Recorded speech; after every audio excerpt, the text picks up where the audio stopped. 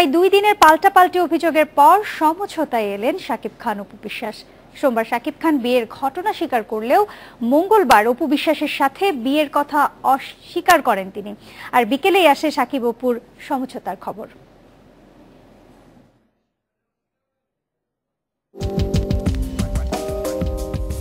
স্বীকার অস্বীকার, বৈধ আর অবৈধতার বিতর্ক শেষ হলো। দূর হলো শাকিব অপুর স্বামী স্ত্রীর সম্পর্কের মাঝের সব দেয়াল। মঙ্গলবার বিকেলে সমঝোতায় আসেন শাকিব অপু। তবে অভিযোগ পাল্টা অভিযোগের তীর ছোড়াছুড়িতে হৃদয়ে যে ক্ষত তৈরি হয়েছে তা মুছবে কতদিনে জানা নেই সংশয়কণ্ঠ শাকিব খানের। না দিলে আমি কেন তাদের ভরণ পোষণ করবো? আমি না দিলে পর আমি কেন তাদের টেক কেয়ার করবো, দেখা করবো? তো ক্যারিয়ারটা আগে প্রাধান্য পায় না তার কোন বিষয়টা প্রাধান্য পায়, এটা তো আগে বোঝার বিষয়। শাকিব অপুর একসঙ্গে আর সিনেমা করা হবে কিনা তা নিয়েও তৈরি হয়েছে অনিশ্চয়তা। একসাথে তো আর নিবেও না কেউ, এটা কি করে সম্ভব? এটা পৃথিবীতে কোনোদিন আজ পর্যন্ত হয়েছে? আর যিনি অডিয়েন্স তিনিও তো হিসাব করে যে ভাই হাজব্যান্ড ওয়াইফের রোমান্স আর কি দেখবো, ঘন্টা দেখবো।